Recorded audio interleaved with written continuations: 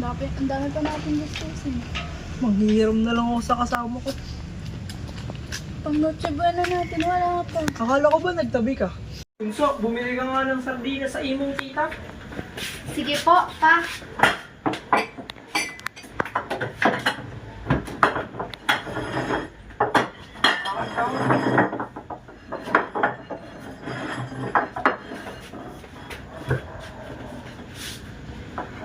Ate, magdasal ka na.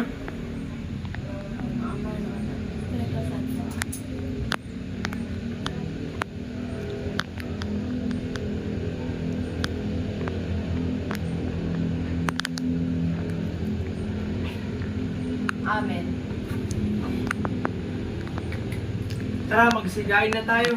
Wow! Oh, ito lang yung nahiram ko. Magkano to? 350 lang yan. Pinangbili ko na ng soft drinks yung iba. 350? Ito lang nahiram mo. Anong gagawin ko? Yan lang yung kaya. Ewan ko sa'yo, ang hirap-hirap mong kausap. Ma? Ma, ano nangyari? Naiyak ka? Problemado na tayo na. Ano po meron? Magpapasko na. Wala pa rin tayong budget. Kulang na kulang to. Sahod ng tatay mo, 350 lang. Buong linggo po? Oo. Hindi ko na alam anong gagawin ko. Okay lang po yan. Magagawan po natin ito ng paraan. May iba pa bang paraan? Kulang na kulang talaga ito sa atin ha. Ilan kayo? Ilan na po eh, pero gagawin ko din po ng paraan. Susubukan ko po kung anong kaya ko pong gawin. Salamat. Okay lang po yun, Ray. Okay? Angela, Angelina, Arian, Ira, makinig kayong mabuti. Kaya ko nga pala tinipon kayong lahat dito. Si Mama at Papa, nahihirapan na. Si Papa yung sahod napakaunti, pati na si Mama. Tapos, nung tinanong ko si Mama kung nangutang ba si Papa, sabi niya hindi. Pinagtatakpan niya pa. Nangungutang si Papa? Oo. Kaya anong gagawin natin, ate? Oo nga ate, paano gagawin namin? Huwag kayong mag-alala, gagawa namin ng paraan ng ate nyo. Sige. Ira, sumama ka muna sa akin. May sasabihin muna ako sa'yo. May pag-uusapan tayo, ha? Sige.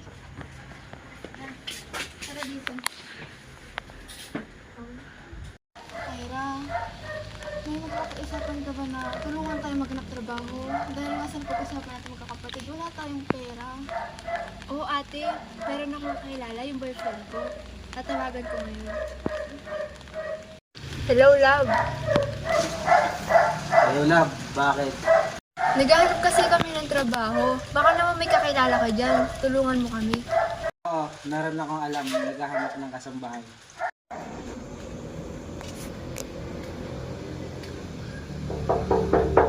Tao po!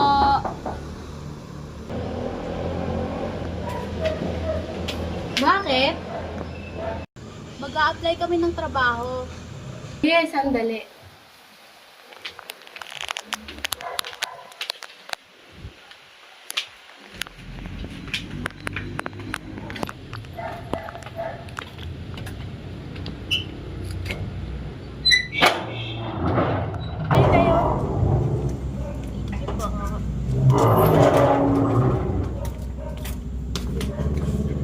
Anong kailangan mo? May nakapagsabi kasi sa amin na naghahanap daw po kayo ng trabaho. Pwede ba makapag-apply? Marunong ba kayo sa gawaing bahay? Ayoko lang tamad at maarte. Opo, kahit ano po. Basta kailangan lang po namin ng pera. Kahit ano po kailangan namin gawin, basta makapag-trabaho po kami. Sige, pwede na kayo magsimula ngayon.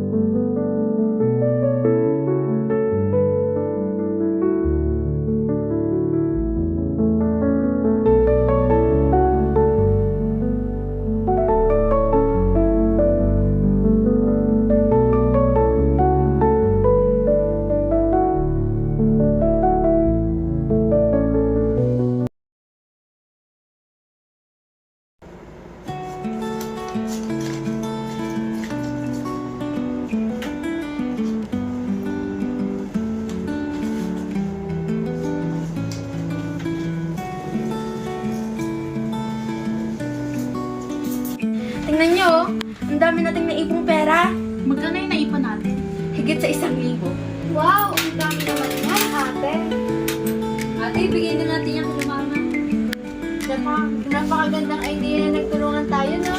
Kaya nga eh. Buti may para tayo bago magpasko. Tara, bigyan natin ka ng